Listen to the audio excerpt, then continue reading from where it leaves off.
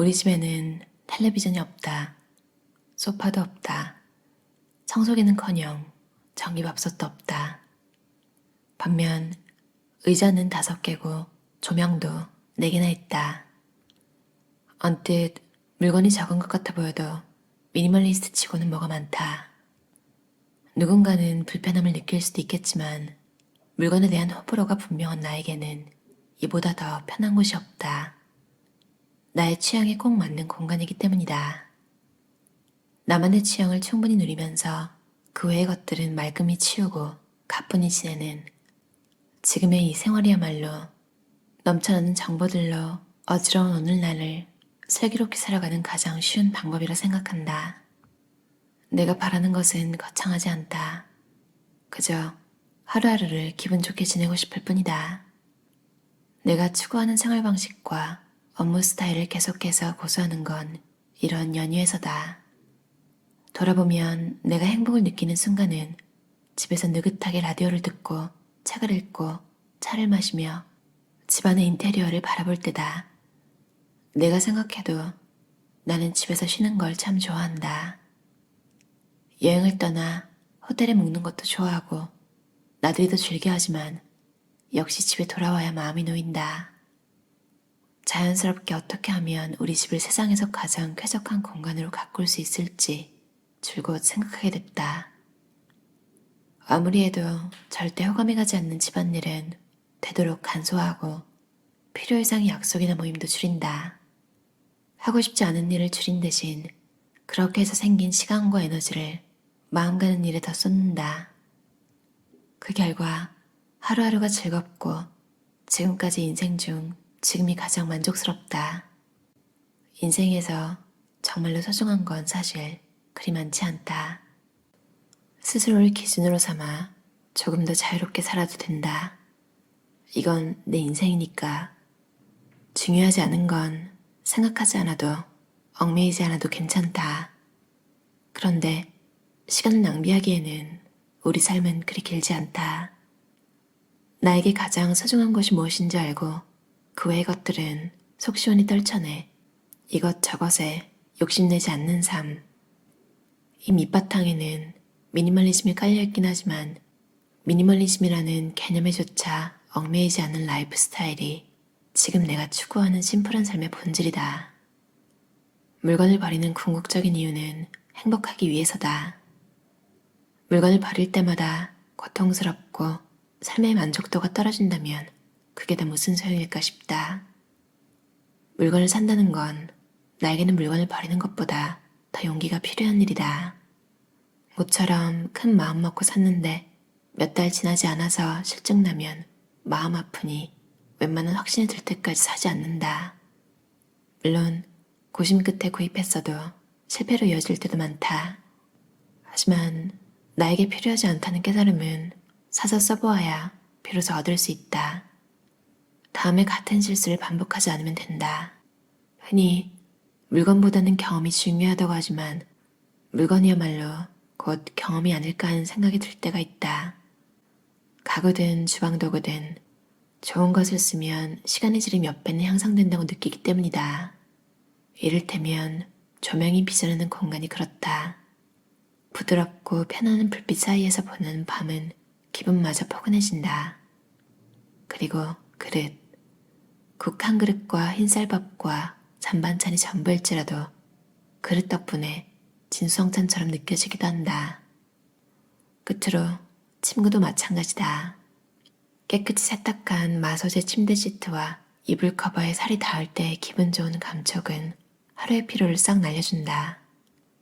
좋은 물건은 곧 좋은 경험으로 이어진다. 일상에서 쓸 물건과 가구를 고를 때는 그 물건을 사용하면 얼마나 더 나은 경험을 하게 될지 머릿속에 그려보면 도움이 된다. 생활이 마치 그윽하고 귀한 예술처럼 보이기 시작할 것이다. 내가 운영하는 유튜브에는 종종 이렇게 하소연하는 댓글이 달린다. 미니멀하게 살고 싶은데 도저히 못 버리겠다고 자기 자신이 한심하게 느껴진다고 말이다. 물건을 버리는 궁극적인 이유는 행복하기 위해서다. 물건을 버릴 때마다 고통스럽고 삶의 만족도가 떨어진다면 그게 다 무슨 소용일까 싶다. 자괴감이 들 만큼 힘들다면 억지로 물건을 버리기보다 있는 그대로 받아들이는 편이 낫지 않을까? 쾌적하다고 느끼는 물건의 양은 사람마다 제각각이다. 가진 물건이 너무 많거나 적으면 문제는 어떤 식으로든 생긴다. 그러니 어느 정도의 양이 나에게 적당한지 늘 살피면서 진자 운동하듯 더해보고 빼보자. 직접 해보면서 깨닫고 고쳐나가는 거다. 인생은 변화의 연속이다. 소중한 것과 우선순위가 늘 한결같을 순 없다. 사람은 늘 변하는 존재임을 기억하고 그때그때 마음 가는 스타일로 바꿔보는 유연함을 지니고 싶다. 복잡함은 적이다. 일을 복잡하게 만드는 건 어떤 바보든 할 수 있다. 정말로 어려운 건 일을 단순하게 만드는 것이다. 리처드 브랜슨, 버진그룹 창업자. 자신에게 솔직할 것, 그리고 내 마음 가는 것에 시간과 돈을 쓸 것. 설령 오늘이 인생 마지막 날이라 해도 평소처럼 지낼 거야. 이렇게 말할 수 있는 일상이었으면 좋겠다. 공간을 정돈한다는 건 곧 마음을 정돈하는 일이다. 내가 집을 열심히 정리정돈하는 이유다. 마음이 평온하면 하루하루가 산뜻하다. 나는 정리정돈을 하루에 몰아서 하지 않고 치우는 날을 미리 정해 습관처럼 한다. 요즘은 매주 토요일 아침을 정리정돈 시간으로 정해놓고 가진 물건들을 체크하고 있다. 물건을 사는데 따로 제한을 두진 않는다. 계절이 바뀔 때마다 갖고 싶은 옷이 있으면 구입하고 재밌을 것 같은 책도 덥석 사니 집안 물건은 나날이 늘어난다. 그렇기에 늘 줄이려는 노력이 필요하다. 정리정돈은 이벤트가 아니라 습관이다. 양치질하고 세수하고 목욕하듯 평생 해야 하는 일이다. 무심결에 몸이 먼저 움직이고 안 치웠을 때 어쩐지 찜찜하다면 일단은 성공이다. 그러려면 온 힘을 다하기보다는 재미삼아 해보려는 마음의 여유를 갖는 게 중요하다. 그러니 정리하기 전에는 먼저 정리할 구역을 세세히 나눠보자. 1년 동안 안 입은 옷의 90%는 평생 입지 않는다. 그 옷에 손이 가지 않는 이유가 있을 테고 그 이유가 해결되지 않는 한 상황은 바뀌지 않기 때문이다. 1년 동안 한 번도 입지 않은 옷은 유통기한이 만료된 것으로 간주해야 한다. 살면서 고민해야 할 중요한 문제는 이 밖에도 많다. 기준을 정해놓으면 대수롭지 않은 일에 소중한 에너지를 낭비할 필요가 없다. 가끔 옷을 차마 버리지 못하고 망설여질 때가 있다. 언젠가 입을 날이 있지 않을까 하는 생각에 마음을 정하기 힘들 때 말이다. 그럴 때는 이렇게 생각한다. 1년 동안 안 입었으니 앞으로도 입을 일은 없을 거야. 그렇다면 더 늦기 전에 팔아버리자. 옷에 손이 잘 안 갔던 이유를 기억했다가 새 옷을 살 때 참고하면 돼. 이렇게 고민하는 시간이 아깝잖아. 물론 무엇이든 지나치면 덕이 된다. 합리성만 따지다간 인간미라고는 찾아볼 수 없는 집이 될지도 모른다. 나의 목적에 맞게 마음의 균형을 감성해서 논리적인 이성으로 몇 발짝만 옮기면 충분하다. 이 옷을 입고 누군가를 만나고 싶은가? 남을 만날 때 입고 싶지 않은 옷은 수명을 다한 것으로 간주하고 홀가분하게 버리자.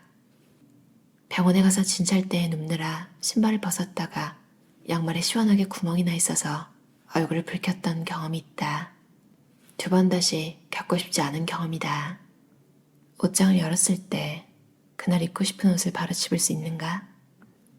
옷장에는 마음만 먹으면 옷을 얼마든지 빽빽하게 넣을 수 있다. 지금 내가 쓰는 폭 90cm 옷장에는 총 11벌의 옷이 걸려있는데 가득 채우면 아마 몇 배는 더 들어갈 것이다. 하지만 출근길 지하철처럼 옷이 옷장에 꽉 들어차 있으면 무슨 옷이 어디에 있는지 알기 힘들고 옷을 넣고 빼기도 힘들고 환기도 잘 되지 않아서 옷이 망가지기 쉬우니 좋은 점이라고는 하나도 없다. 그래서 정기적으로 살피면서 입지 않는 옷을 솎아내 빽빽한 지옥철이 아니라 앉아갈 수 있는 한적한 지하철처럼 여유로운 상태를 유지하려 신경 쓴다. 나는 한때 매일 다른 옷을 입어야 한다고 철석같이 믿었다. 스타일리스트 지비키 이쿠코는 져서 옷을 사려면 우선 버려라 해서 이런 고정관념을 매일 다른 옷의 저주라고 부르면서 잡지와 의류업계가 만들어낸 망상이라고 지적했다. 멋이란 결코 매일 새로운 옷을 입는 데 있지 않다. 자기에게 어울리는 것을 찾아내는 데 있다. 옷을 많이 가지고 있는지는 중요하지 않다. 멋을 아는 사람은 자기 장점을 돋보이게 해주는 스타일을 잘 알고 자기만의 스타일이 확고하다. 그러니 아직 입을 수 있는 옷이든 비싸게 주고 산 옷이든 나와 맞지 않는다는 생각이 들거나 입었을 때 어딘지 모르게 찜찜하다면 과감하게 정리하자. 나는 여기에서 한 발 나아가 사복을 유니폼처럼 정리해두고 입는다. 평일이든 휴일이든 상관없이 입을 옷을 시즌마다 엄선하고 고정해서 몇 벌을 가지고 돌려 입는 거다. 옷장에는 고르고 고른 옷만 있으니 매일 마음에 드는 옷을 입을 수 있어서 좋고 입는 옷 패턴이 정해져 있으니 매일 아침 무엇을 입을지 고민하는 시간과 품도 줄일 수 있다. 등산을 시작한 뒤로 옷들은 아웃도어용으로 입을 수 있는 것들로 서서히 바꿨다. 정리한 옷 중에는 롱코트와 다운코트도 있다. 이너다운, 플리스, 방수 재킷으로 코트를 대신할 수 있어서다. 아웃도어 옷은 레이어드가 기본이다. 보온성을 갖춘 옷과 방풍, 방수 기능을 갖춘 옷을 여러 겹 겹쳐 입으면 기온 및 기후 변화에 폭넓게 대비할 수 있다. 이 원리를 활용하니 부피를 차지하던 코트가 사라졌고 옷장도 널널해졌다. 쌓아 올린 것을 껴안고 지내는 삶보다 쌓은 것을 내려놓기도 하면서 유연하게 모습을 바꾸어가는 삶이 더 홀가분하고 즐겁다.